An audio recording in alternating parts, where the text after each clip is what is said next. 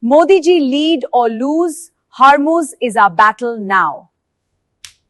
On April 18, 2026, the Sanmar Herald, an Indian-flagged commercial vessel, came under direct fire while transiting the Gulf. In the high-tension hours following that attack, the crisis escalated into a total blockade of the Strait of Hormuz, physically sealing the corridor. With the strait closed, 20% of global daily oil is trapped, with shipping routes effectively terminating at the blockade. For India, the fallout is immediate.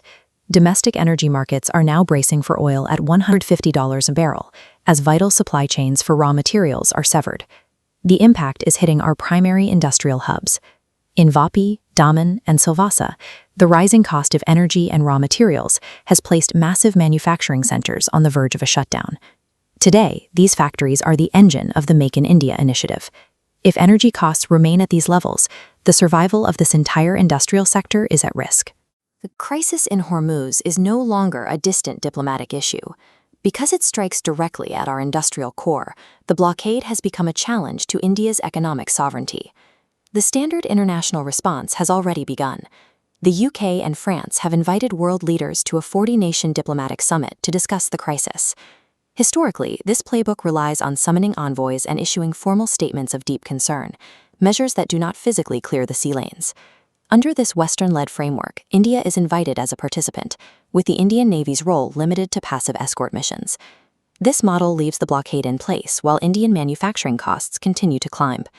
Relying on a broad international consensus to resolve the standoff ensures that Indian supply chains remain broken for the foreseeable future.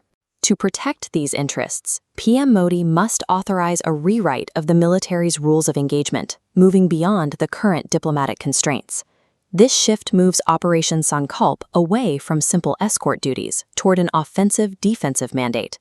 This new mandate establishes a rigid maritime strike zone around every Indian-flagged vessel entering the region.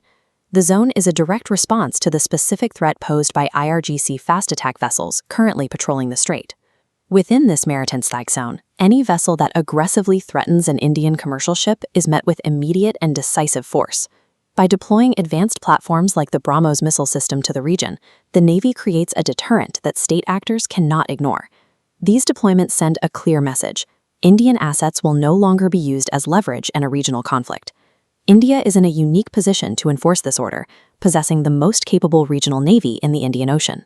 Other major manufacturing economies, the sufferer nations, like Japan and South Korea, are seeing their energy security held hostage by the same blockade. India has the opportunity to lead these allies in a new energy security bloc, creating a security architecture independent of Western diplomatic timelines.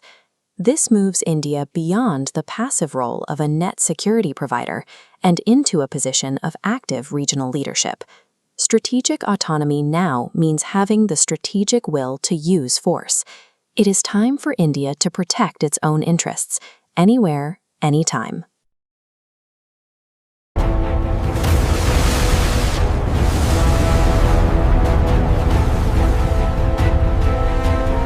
Remember, choice is not longer just political. It is a matter of national survival.